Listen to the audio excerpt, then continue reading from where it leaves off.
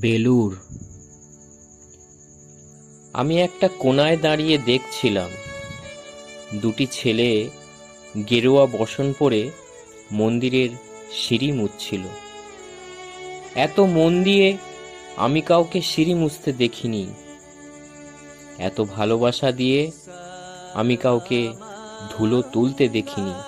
সিঁড়ি নয়, যেন জননীর ত্বক থেকে ধুলো তুলছিল। এভাবে কেউ সিঁড়ি থেকে ধুলো মুছতে পারে এ আমি কোথাও দেখিনি।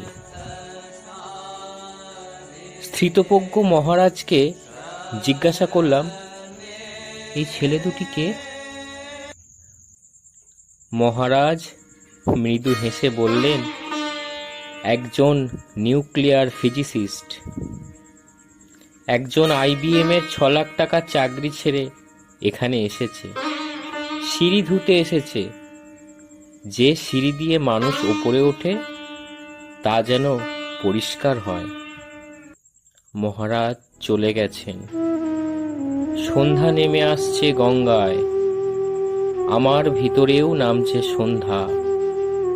সারা পৃথিবীতে এত সিঁড়ি, সিঁড়িতে সিঁড়িতে এত দাগ, এত ক্রোধ, এত অপমান। আরতি শুরুর আগে মনে হলো, যে সিঁড়ি মুছতে পারে না সে কোনোদিন মানুষের চোখের জল মুছতে পারবে না।